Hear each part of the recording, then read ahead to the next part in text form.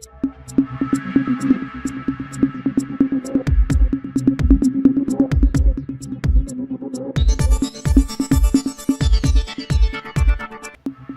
ጤና ይስጥልኝ አድማጭ ተመልካቾች፣ ለዛሬ ያዘጋጀናቸው መረጃዎች እንደሚከተለው ይቀርባሉ። በቅድሚያ አበይት ነጥቦቹ።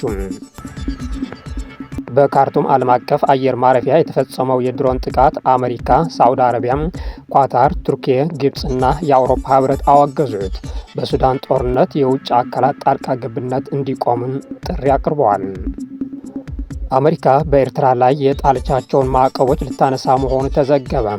ይህም በምስራቅ አፍሪካ አዲስ ጂኦፖለቲካ ሁኔታ ይፈጥራል እየተባለ ነው። አሜሪካ ዓላማዎቿን በማሳካቷ ኢራን ላይ የከፈተችውን የማጥቃት ዘመቻ አብቅቷል ስትል ገለጸች። ዶናልድ ትራምፕ በሆርሙዝ ወሽመጥ ላይ መርከቦችን አጅቦ የማውጣቱ ዘመቻ ለጊዜው እንዲቆም ማዘዛቸውም ተሰምቷል። አሁን የእነዚህና ሌሎች መረጃዎች ወደ እናንተ እናደርሳለን። አብራችሁን ቆዩን። በካርቱም ዓለም አቀፍ አየር ማረፊያ የተፈጸመው የድሮን ጥቃት አሜሪካ፣ ሳዑዲ አረቢያ፣ ኳታር፣ ቱርኪያ፣ ግብፅና የአውሮፓ ህብረትን አወገዙት። በሱዳን ጦርነት የውጭ አካላት ጣልቃ ገብነት እንዲቆምም ጥሪ አቅርቧል። በካርቱም ዓለም አቀፍ አውሮፕላን ማረፊያና ሌሎች የሲቪል ተቋማት ላይ የተፈጸመው የድሮን ጥቃት ተከትሎም የዓለም አቀፍ ማህበረሰብ ቁጣ እያየለ መጥቷል። ኳታር ጥቃቱን ማውገዟን ተከትሎም አሜሪካ ጉዳዩን ወደ ላቀ የዲፕሎማሲና የፖለቲካ ማስጠንቀቂያ ደረጃ አሸጋግረዋለች። በአረብና በአፍሪካ ጉዳዮች የአሜሪካ ከፍተኛ አማካሪ ማሳድ ቦለስ የካርቱም አየር ማረፊያ ላይ ኢላማ ማድረጉን በማውገዝ በሱዳን ለሚካሄደው ጦርነት የውጭ ድጋፍ አድራጊዎች እንዲቆጠቡ አስጠንቅቋል። ይህም በሱዳን ጦርነት ውስጥ እጃቸው አለበት ተብሎ ለሚጠረጠሩት ሀገራት የተሰጠ ቀይ መብራት ነው ተብሏል። በተጨማሪም ተፋላሚ ወገኖች ይህ አውዳሚ ግጭት ወታደራዊ መፍትሄ እንደሌለው አምኖም ሰብአዊ የተኩስ አቁም ስምምነት በማድረግ ወደ ቋሚ የተኩስ አቁም እንዲሸጋገሩና ሁሉም አሳታፊ በሆነ ሀገራዊ የውይይት መድረክ ስልጣኑን በሲቪል ለሚመራ መንግስት እንዲያስረክሙ ጥሪ አቅርበዋል። የኳታር መንግስት በሱዳን መዲና በሚገኘው የካርቱም ዓለም አቀፍ አውሮፕላን ማረፊያ ግቢ ውስጥ የተፈጸመውን የድሮን ወይም ሰው አልባ አውሮፕላን ጥቃት አጥብቆ አወግዟል።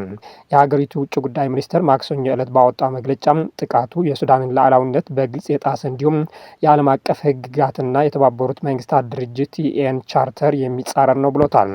የግብጽ ውጭ ጉዳይ ሚኒስትርም ድርጊቱን የሱዳን ሉዓላዊነትን በግልጽ የጣሰና በሲቪል መሰረተ ልማቶችና በሱዳን ህዝብ ደህንነት ላይ የተደቀነ ቀጥተኛ ስጋት ሲል ገልጾታል። የሳዑዲ አረቢያ መንግስት የካርቱም አየር ማረፊያ ላይ የተፈጸመውን ኢላማ በማውገዝ ተቀናቃኞቹን ጥቃቶችን በአስቸኳይ እንዲያቆሙና የጅዳ ስምምነት በማክበር የሱዳን ሉዓላዊነት እንዲያረጋግጡ ጥሪ አቅርቧል።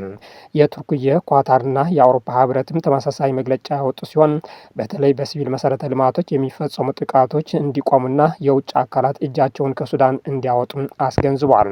የሱዳን መንግስት ጥቃቱን ከባህር ዳር ከተማ በተነሱ ድሮኖች እንደተፈጸመና የተባበሩት አረብ ኤሚሬትስና ኢትዮጵያ እንዳሉበት የከሰሰ ሲሆን የኢትዮጵያ መንግስት ደግሞ ውንጀላው መሰረተ ቢስ ሲል ውድቅ ማድረጉ ይታወሳል። ይህ በእንዲህ ያለ የተባበሩት አረብ ኤሚሬትስ በሱዳን አውሮፕላን ማረፊያ በተፈጸመው ጥቃት እጅ የለበትም ስትል አስተባበለች።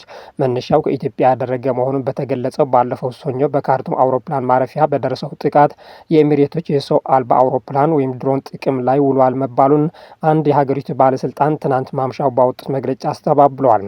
የሱዳን መንግስት የተባበሩት አረብ ኤሚሬቶችን 3 ዓመት በደፈነው የሱዳን የእርስ በርስ ጦርነት የሱዳን ፈጥኖ ደራሽ ኃይልን በመደገፍ ሲከሰስ ቆይቷል። የኤሚሬቶች መንግስት ግን ይህንም ያስተባብላል። የኤሚሬቶች ንብረት የሆኑት ድሮኖች ከኢትዮጵያዋ ባህር ዳር ስለመነሳታቸው መረጃ እንዳላቸው የተናገሩት የሱዳን ጦር ቃል አቀባይ ድሮኖቹ በመጋቢትና በግንቦት ወራት ሱዳን በሚገኙ የተለያዩ ቦታዎች ላይ ድብደባ ፈጽመዋል ብሏል። ይሁንና ዘገባውን ያቀረበው ሮይተርስ መረጃውን በነጻ ምንጭ ማረጋገጥ አለመቻሉን ገልጿል። የሱዳን ውንጀላ መሰረተ ቢስ ሲል በመግለጫው ያጣጣለው የኢትዮጵያ ውጭ ጉዳይ ሚኒስትር በበኩሉም ሱዳን በትግራይ ክልል የሚገኙ አማጽያን ትረዳለች ሲልም ከሷል። የሱዳን ባለስልጣናት ለጥቃቱ ምላሽ ለመስጠት ዝግጁ መሆናቸውን ተናግረዋል። ግብጽና ሳዑዲ አረቢያ በካርቱም አውሮፕላን ማረፊያ የተፈጸመውን ጥቃት በማውገዝ ጣልቃ ገብቷል ያለቻቸውን የሱዳን ጎረቤቶች አስጠንቅቋል። በዩናይትድ ስቴትስ አስተዳደር የአረብ የአፍሪካ ጉዳዮች ከፍተኛ አማካሪ በበኩላቸው ለተዋጊዎች ኃይሎች የሚደረግ ማንኛውም ድጋፍ መቆም አለበት ማለታቸው ሮይተርስ የዜና ወኪል ዘግበዋል። አሜሪካ በኤርትራ ላይ የጣለቻቸው ማዕቀቦች ልታነሳ መሆኑ ተዘገበ። ይህም በምስራቅ አፍሪካ አዲስ ጂኦፖለቲካዊ ሁኔታ ይፈጥራል እየተባለ ነው። አሜሪካ በቀይ ባህር ዳርቻ ቁልፍ ቦታ ላይ በምትገኘው በኤርትራ ላይ የጣለቻቸው ማዕቀቦች ልታነሳ መሆኗን የሚያመለክት የአሜሪካ መንግስት ውስጣዊ ሰነድ መመልከቱን ሮይተርስ የዜና ወኪል ዘግቧል። ይህ የአሜሪካ ውሳኔ ከአስመራ ጋር ያላትን ግንኙነት ለማሻሻልና ጎረቤት ሀገር ኢትዮጵያ ከኤርትራ ጋር ወደ ጦርነት እንዳትገባ መልእክት ለማስተላለፍ ያለመ ሲሉ ተንታኞች መናገራቸው የዜና ወኪል ዘግቧል። አሜሪካ ከኢራን ጋር በገባችው ጦርነት ምክንያት የሆርሙዝ ወሽመጥ በመዘጋቱ ከኤስያ ወደ ሜዲትራኒያን ባህር ለሚደረገው የባህር ላይ ንግድ በቀይ ባህር ላይ የሚኖረውን ቁጥጥር አስፈላጊነት አጉልቶታል።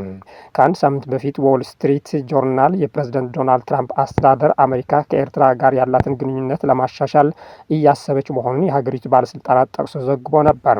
ጨምሮም የፕሬዝደንት ትራምፕ አስተዳደር አሜሪካ በኤርትራ ላይ የጣለቻቸው ማዕቀቦች የማንሳት ሂደት ለመጀመር ፍላጎት እንዳለውና አሜሪካ ከኤርትራ ጋር ግንኙነቷን ለማሻሻል የሚያስችሉ እርምጃዎችን ለመውሰድ ግምገማ እያደረገች መሆኑን ጋዜጣው አመላክቶ ነበር። የቀድሞው የአሜሪካ ፕሬዝደንት ጆ ባይደን ኤርትራ በሰሜን ኢትዮጵያ ውስጥ በተካሄደው ጦርነቱ ውስጥ ከነበራት ተሳትፎ ጋር በተያያዘ ከ5 ዓመት በፊት በኤርትራ ገዢ ፓርቲ ወታደራዊና ፖለቲካዊ ባለስልጣናት ላይ ማዕቀብ መጣላቸው ይታወሳል። ሮይተርስ ተመለከትኩት ያለው የአሜሪካ መንግስት ውስጣዊ ሰነድ በርካታ ሀገራት የሚመለከቱ ፕሬዝደንታዊ ትዕዛዞችና ማዕቀቦች በቀናት ውስጥ እንደሚነሱ አመልክቷል። ነገር ግን ኤርትራን ጨምሮ በሌሎች ሀገሮች ላይ የተጣሉት ማዕቀቦች መነሳታቸው መቼ እንደሚገለጽ የተባለ ነገር የለም። ሮይተርስ ከአሜሪካ የውጭ ጉዳይና የገንዘብ ሚኒስትሮች በጉዳይ ላይ አስተያየት ለማግኘት ያቀረበውን ጥያቄ ወዲያውኑ ምላሽ አላገኘሁም ብለዋል። አሜሪካ ዓላማዎቿን በማሳካቷ ኢራን ላይ የከፈተችውን የማጥቃት ዘመቻ አብቅቷል ስትል ገለጸች።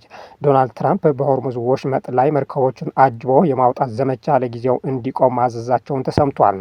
የአሜሪካ ውጭ ጉዳይ ሚኒስትር ማርኮ ሩቢዮ ማክሰኞ ዕለት በዋይት ሀውስ በሰጡት መግለጫ ዩናይትድ ስቴትስ ዓላማዎችን በማሳካቷ በኢራን ላይ የጀመረችውን ወታደራዊ ዘመቻ መጠናቀቁን ገልጿል። ሩቢዮ ኦፕሬሽን ኢፒክ ፊሪ ተጠናቋል፣ የዘመቻውን ዓላማዎቻችን አሳክተናል፣ የሰላም መንገድ እንመርጣለን፣ ፕሬዝደንቱ ከስምምነት ላይ መድረስ ይፈልጋሉ ሲልም ተናግሯል።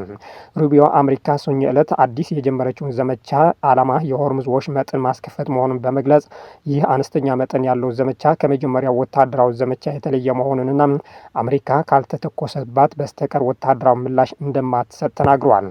ሩቢዮ በመግለጫው ላይ የሆርሙዝ ወሽመጥ በመዘጋቱ መንቀሳቀስ ላልቻሉ መርከቦች መንገዱን ለማስከፈት የተጀመረው ዘመቻ ከ87 ሀገራት የተውጣጡ የ23,000 ሰዎችን ሰቆቃ የሚያስቆም ነው ብሏል። ተነጥሎ ነው ያሉት፣ እየተራቡ ነው፣ ተጋላጭ ናቸው። ቢያንስ 10 ባህርተኞች በዚህ የተነሳ ሞተዋል፣ ሲቪል ባህርተኞች ብሏል ማርኮ ሩቢዮ። ቻይና በዓለም ረጅሙን የውሃ ውስጥ የሃይዌይ መተላለፊያ ግንባታ አጠናቀቀች። አዲስ የቁፋሮ ሪከርድም ተመዝግቧል።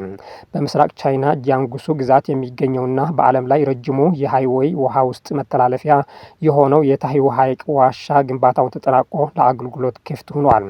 በአውሮፓውያኑ ጥር 2018 ግንባታው የተጀመረው ይህ ግዙፍ ፕሮጀክት ለ3 ዓመታት ያህል በከፍተኛ ጥራት ሲከናወን ቆይቶ በ2021 መጨረሻ ላይ ለትራፊክ ክፍት መሆኑ ይታወሳል። 10 ኪሎ ሜትር ርዝመት ያለው ይህ ዋሻ ከ1.5 ቢሊዮን ዶላር በላይ ወጪ የተደረገበት ሲሆን 6 መኪኖችን ጎን ለጎን ማሳለፍ የሚያስችል ሰፊ አቅም አለው ተብሏል። ከዚህ ፕሮጀክት ጋር በተያያዘ የሃይታይ ያንጊቲዝ የወንዝ ዋሻ ግንባታ ሌላ ታሪካዊ ምዕራፍ ላይ መድረሱ ተገልጿል። በቻይና የሀገር ውስጥ ቴክኖሎጂ የበለጸገውና ጂያንጓሃይ ተብሎ የሚጠራው እጅግ ግዙፍ የዋሻ መቆፈሪያ ማሽን አዲስ ሪከርድ አስመዝግቧል። ማሽኑ በ75 ሜትር ጥልቀት ላይ 5316 ሜትር የሚረዝም ቁፋሮ በማጠናቀቅ 16.6 ሜትር ስፋት ባላቸው ማሽኖች ታሪክ በሀገሪቱ እጅግ ጥልቅ በሆነ ቦታ ላይ የተከናወነ የውሃ ውስጥ ዋሻ ቁፋሮ ሆኖ ተመዝግቧል። ይህ ግዙፍ መተላለፊያ በርካታ ኢኮኖሚያዊና ማህበራዊ ጠቀሜታዎችን ታሳቢ አድርጎ የተገነባ ሲሆን በጂያንጉሱ ግዛት ውስጥ የሚገኙትን ሱዡ፣ ውሺና ቻንግዡን የመሳሰሉ ዋና ዋና ከተሞችን በማገናኘት በነባር መንገዶች ላይ ያለውን ጫና በእጅጉ ይቀንሳል ተብሏል። ዋሻው በውሃ ውስጥ እንዲሁም የተደረገው በሐይቁ ዙሪያ ያለውን ተፈጥሯዊ ውበትና ስነ ምህዳር ሳይበክል ዘመናዊ የትራንስፖርት አገልግሎት ለመስጠት ታስቦ ነው። ይህ ፕሮጀክት ቻይና በዘመናዊ የመሰረተ ልማት ግንባታና በቴክኖሎጂ ልህቀት ያላትን አቅም ዳግም ያረጋገጠ መሆኑ ተመላክቷል። ዜናዎቻችን በዚያ በቃን። መልካም ጊዜም